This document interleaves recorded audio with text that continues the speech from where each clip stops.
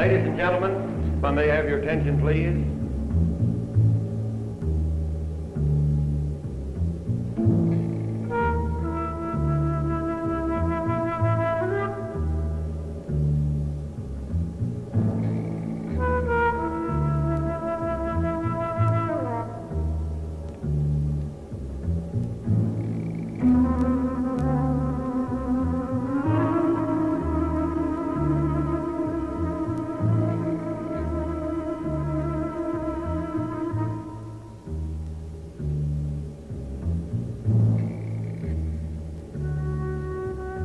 If anyone had given me odds yesterday that I'd have made it to Phoenix this morning, I don't think I'd have taken the bet, especially since I missed the last commercial flight out of St. Louis. But here I am. That's me on the right.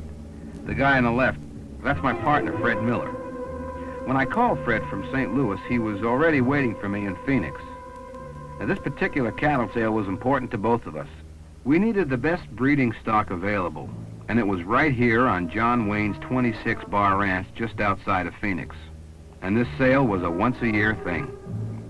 But I made it with time to spare, thanks to the night flying know-how of a charter pilot on an interesting dusk to dawn flight.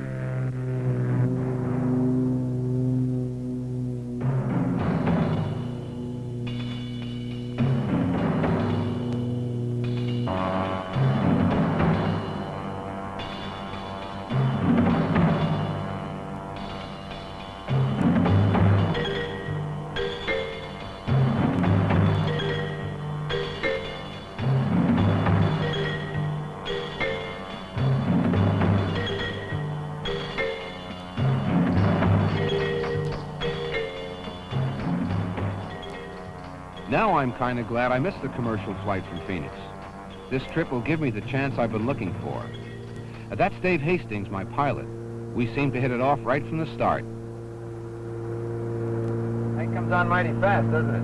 Yeah, it sure does. Pretty to look at. A little different to fly in, though. You sound like my flight instructor. You know, that's one of the reasons I'm looking forward to this trip, Dave. I want to learn more about night flying. Where have you done most of your flying, Jim? All around Nashville, all VFR, fair weather flying. A couple free takeoffs and landings at night. This was my chance to get a lot of questions answered so I'd feel better qualified to fly cross-country on my own. If you know what you're doing, flying at night can be very enjoyable. For one thing, the air is usually smoother at night. I'm aware of that. I notice there's not so much turbulence now. And there's fewer pilots using the airspace, so of course there's a lot less traffic. However, you still have to be aware of other aircraft. Here, for example, look over there about 2 o'clock. You see that little aircraft right below us down there? Yeah? We're going to lose him right into the lights of that little town there. Hey, I see what you mean.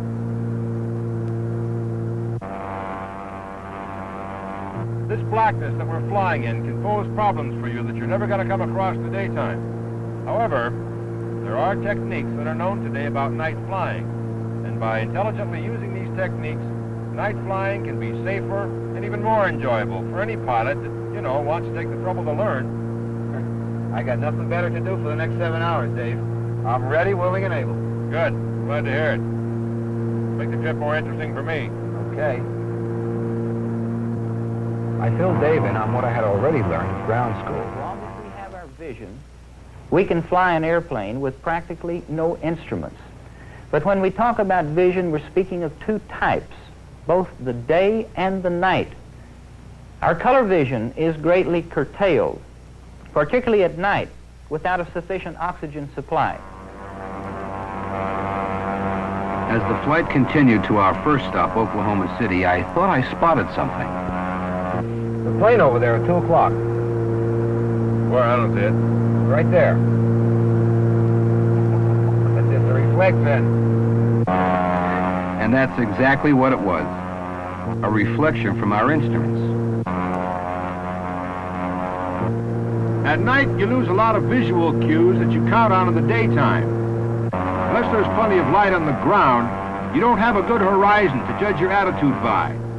You can't see trees or buildings to judge altitude or height above the obstacle. Reflexes that cue responses in daytime flying are frequently missing at night. Now, if you've become too engrossed with duties in the cockpit and then look up, you may experience spatial disorientation or even vertigo. To cope with this problem, always check your flight instruments before glancing out of the cockpit.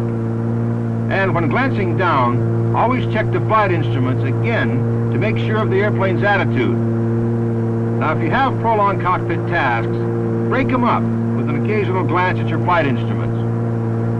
Another thing, whenever darkness descends, keep track of aircraft attitude continually. Always avoid sudden or abrupt attitude changes. They only increase the likelihood of disorientation. Now, if you become unsure of the attitude of your aircraft, go to your flight instruments. Stay with them until you're again sure you have the attitude that you want.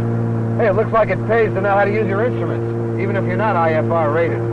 That's very true. There'd be a lot fewer night flying accidents if more VFR pilots knew how to use the instruments they've got more effectively. Once you've established a straight flight path, either by using your instruments or by using outside references, carefully note the position of the prominent stars on the windshield. You can maintain a pretty straight flight path simply by keeping the stars in the same place.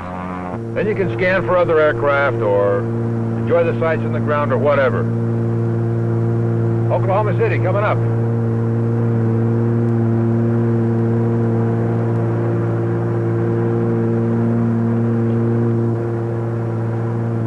Wiley Post Tower. Commander 9094 November, 6 Northeast landing, over.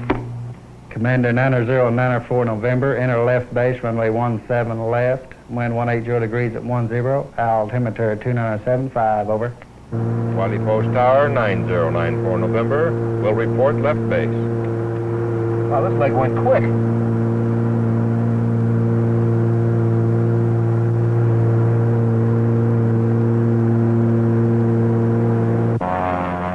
Now here's another thing, Jim.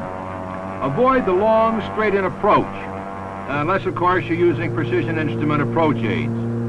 Now, since you can't see objects on the ground and judge heights, there's a tendency to come in low. But if your speed is right, your power setting quite low, you'll have a fairly steep and safe approach angle. Now, if we had daylight, there'd be reference points here, but of course, we don't have any at night.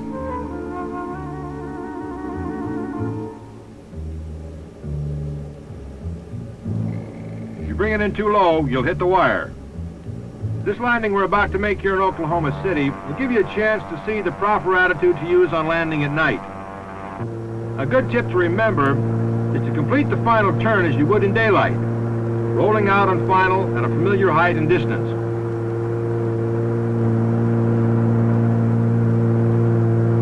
As at any time, Jim, speed control is very important. In a twin-engine aircraft, you always want to make sure that you maintain your best single-engine rate of climb speed until landing is assured on your final approach. Slow that down to 1.3 over the fence. This will prevent you from floating down the runway and possibly overshooting the field.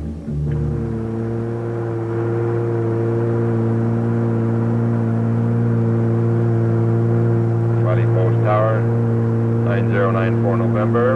On left base. Commander 94 November, cleared to land, over.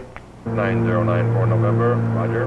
In judging your turn on final approach, use the runway lights as your principal reference to initiate the final turn. Even though you've used your landing checklist, recheck gear down and lock. And after you turn on final, Jim, turn on your landing lights. Then adjust your throttle and attitude as necessary to control your descent and airspeed.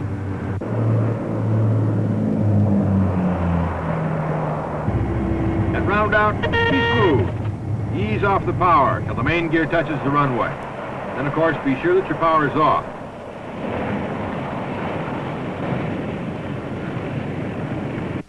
Tower 94 November, we'd like to park at the terminal. Commander 94 November, taxi to the ramp, over. 94 November.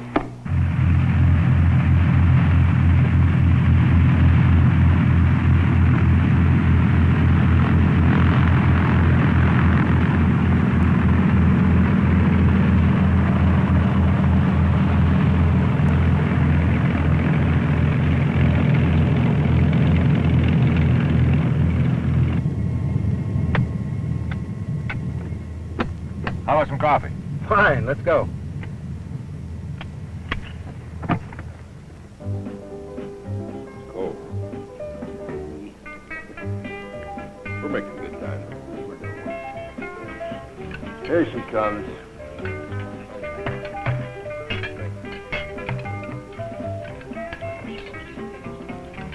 While the airplane was being refueled, Dave recapped the difference between day and night landing. The daylight. You normally aim your final approach near the end of the runway. Okay. Here is where airspeed control is really important. Because if you exceed normal approach speeds, you're going to have problems. You mean 1.3 times the stall in the landing configuration coming in over the fence? That's right. That's right. Using excessive speeds can result in your overshooting the entire runway. All right, Dave, now let me ask you this. What should you do if you misjudge your approach? Well, if it doesn't look good, just take it right on around again.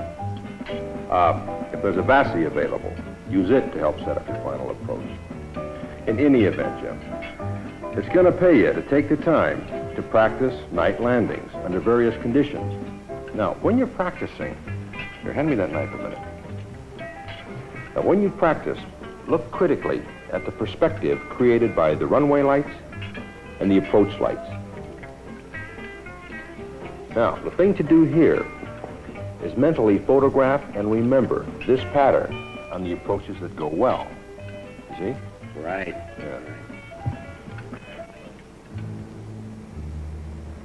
As Dave made his pre-flight inspection, I became aware of the fact that it takes longer to inspect the plane. So we'll allow for it. A complete inspection should include a check of all lighting equipment, as well as the regularly inspected items.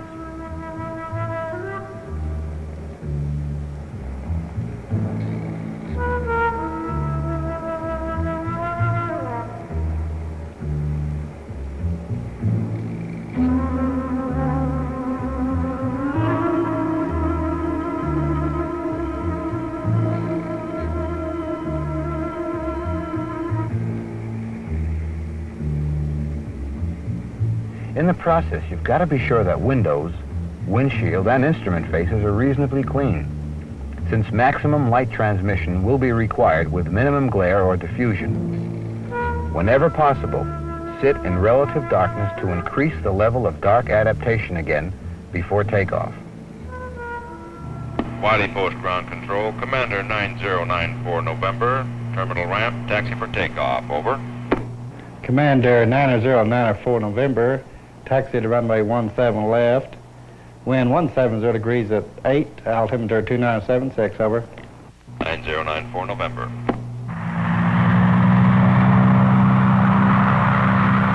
Remember to keep alert for ground traffic. The tendency for most pilots is to taxi too fast at night because of reduced visual cues and not giving much thought to ground traffic. But there's no telling when a vehicle will pop right up out of the darkness.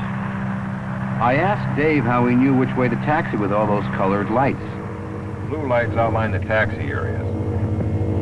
Now, in some cases, you're going to run into this new taxiway light. It's a green, flush-mounted centerline type.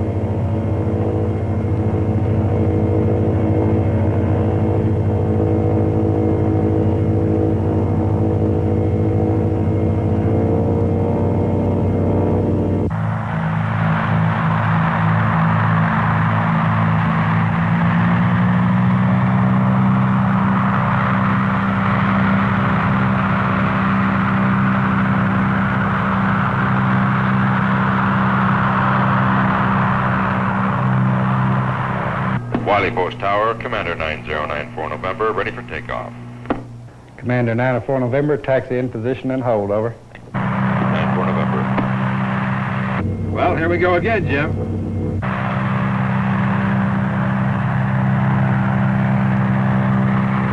When you're taking off at night, line up your aircraft in the center of the runway. And don't overlook your flight instrument checks and adjustments. And align your heading indicator to runway heading.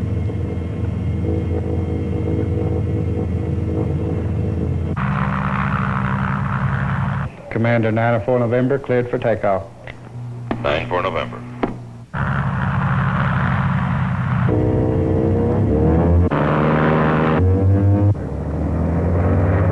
takeoff, look well down the runway.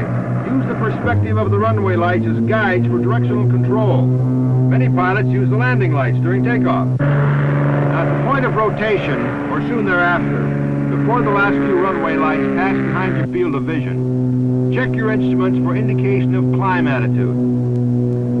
Keep your wings level and hold takeoff attitude and climb airspeed, and you'll be in good shape. Continue a straight climb, checking the instruments frequently until you've reached a safe altitude, at least 400 or 500 feet. Always check outside for other aircraft, visual references as you maneuver away from the field. You don't have to become instrument rated to fly at night, but it sure does help. As we headed west to Albuquerque, Dave showed me how to use the en route charts to get the minimum instrument en route altitude. He recommended that even though flying VFR, the minimum en route altitude should be observed when flying at night. This definitely assured us terrain clearance. We've got to make a position report to Amarillo. Amarillo Radio, this is Commander 9094 November, 8,500 VFR to Albuquerque, over. Commander 9094 November, this is Amarillo Radio. Roger, Amarillo altimeter 3002. Roger, 9094 November.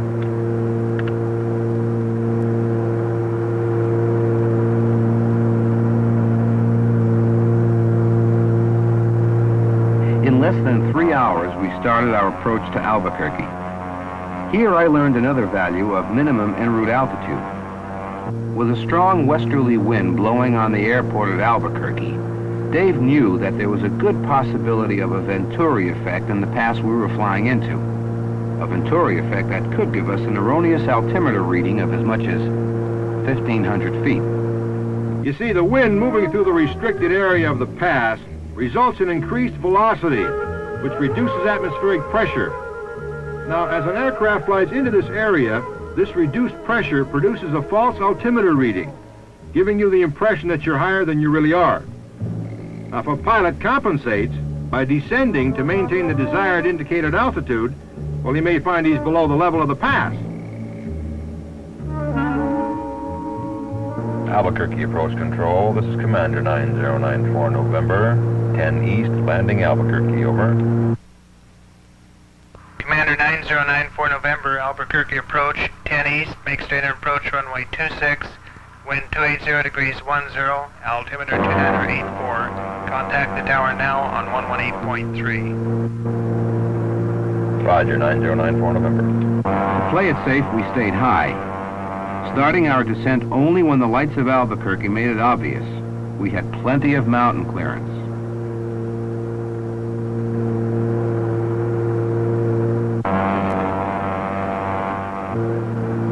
I had trouble locating the runway lights among all the street lights. We were on final before I spotted them.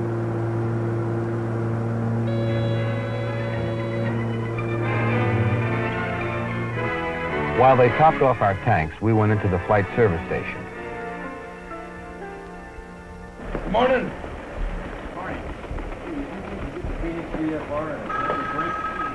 Yes, I believe so. While Dave got the latest sequence report, I studied the airport layout charts.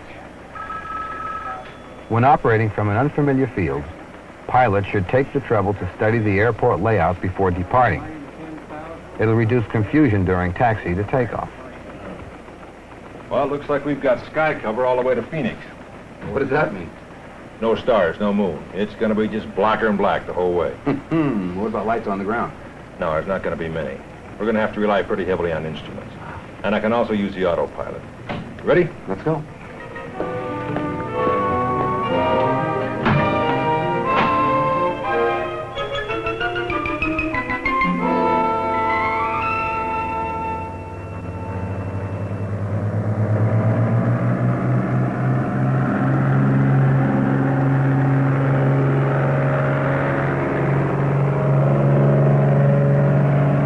On takeoff, we began our climb at a best rate of climb speed.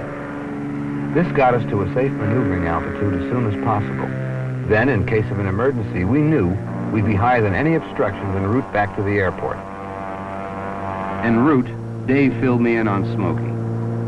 He said that it tends to cut down on the amount of oxygen a pilot takes in from the atmosphere as he breathes. The lack of oxygen decreases a pilot's visual acuity. Since we were climbing to 12,500 feet, we went on oxygen. This additional oxygen improves a pilot's visual perception and mental alertness.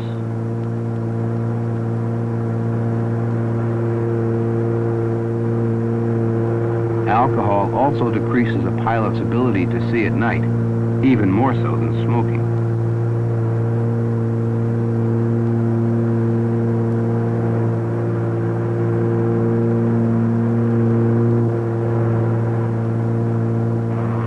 We removed our oxygen masks after we passed the mountains and began our descent into Phoenix. I see you reach for things and you don't even look. How can you be sure you've touched the right things? It takes practice. You have to spend time in the cockpit familiarizing yourself with the location and the feel of everything. And then you just perform the same operations blindfolded. Good thing someone else was doing the flying. Without a horizon for a reference, I'd have us in serious trouble. What are you doing? Well, now I'm cross-checking my position along my planned route. Why?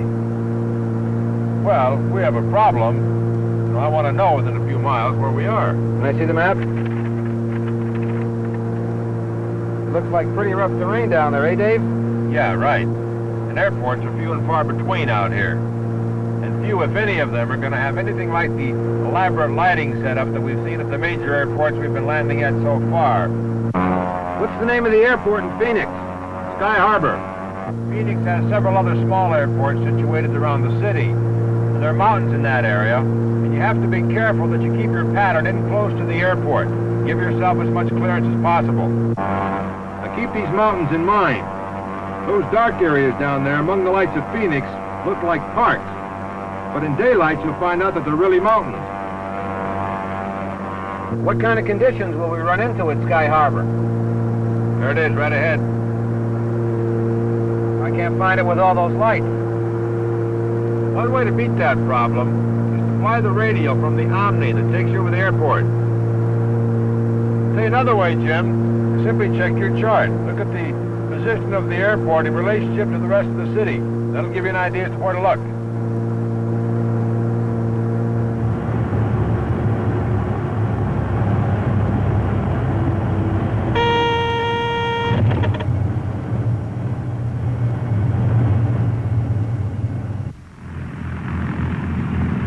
Thanks to Dave's careful planning and flight preparation, we had a nice, safe night flight. And we made it with plenty of time to spare. Mr. John Williams. And welcome to the 26th bar. We're certainly proud to have you here, and we're proud of our bulls this year, and you kind of toss the coins for which one you'd want. Well, welcome to the cattle sale. Hi, Mr. Wayne. Thank you. I'm Fred Weller. This is Jim Billing. All right. Here's the lot number one by the Lucky Domino F216 out of a K-Lob Domino bred cow. The auction is on, and tell me how many $1 point. I'm on 25,000 on him. On 25 to go, give me $10,000 on him. On $10,000, $11,000, 10, now $11,000, 10, second $11,000, 12. I'm $11,000, now $12,000, $11,000, 12, now $12,000, 13, now 13, now 14, 14, now $15,000, 14, now 15 on him. I'm at 15, now 16, now 15, now 16, now 16.